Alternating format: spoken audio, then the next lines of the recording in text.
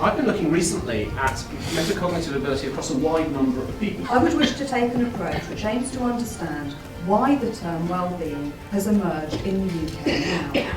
So I just want to show you 9-month-old babies divided into 3 groups. The point is that if it matters to people, people are willing to pay for it. This is what the economists would say. I think the grand challenge that we have at UCL is to try and bring together the 4,000 researchers that we have across the institution to say what it is that we're doing at UCL that will make us understand, first of all, what well-being is, and then how it is that we might be able to change behaviour or society or how the people live so that we can actually achieve a greater sense of well-being. This very difficult concept of different aspects and different functionalities of what human well-being actually is. I think UCL has the great challenge of bringing all its resources together to be able to find out what that is and put that around the world. And that way we have a sort of global influence in the well-being challenge. That to me is what this challenge is all about. Myself, I've often wondered, given that we all know what is good for us, so to speak, we know that to get enough sleep, to go to bed early, to eat a good diet, to get exercise, rest, read a book, relax, be kind to ourselves and others. We know experientially, we all experience that this is good for our well-being. And so the question arises, if we know this and if we experience this, why are we destructive? And I've recently seen that the answer to that is that most of us live in a state of chronic stress. And this means that our bodies and our cells have compromised functioning, compromised cellular functioning. The Happy Planet Index doesn't reveal the happiest person or country in the world. I was involved in a project for the government to define what is the well-being and how we can improve it. You can learn to improve it, and we can develop tools both to measure it and to create intervention to improve it. And what I suggested is also to do it as a project in the university, that we can measure it for the student, for the staff, and create intervention that help later to improve it and measure it and do research on each one of these dimensions. One of the most interesting aspects of well-being, it seems to me, is the difference between the subjective experience of well-being, which can be triggered by an enormous variety of circumstances and can be felt under an enormous range of objective conditions, and the ways in which objectively we seek to measure well-being.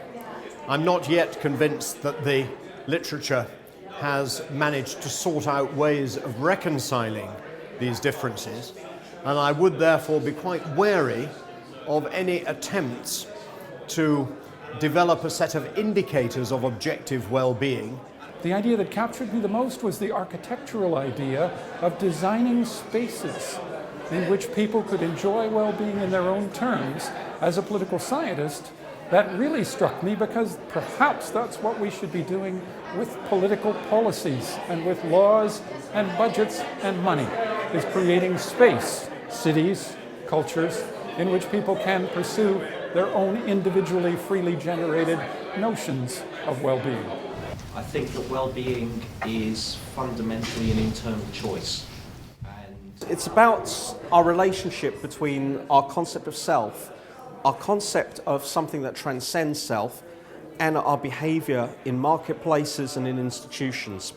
And the essential point is that our well-being consists actually in some sense of a sense of harmony between those ideas, which is not actually found by denying ourselves, but actually more in the boundary between self and non-self, which is achieved through dissolving the idea of self.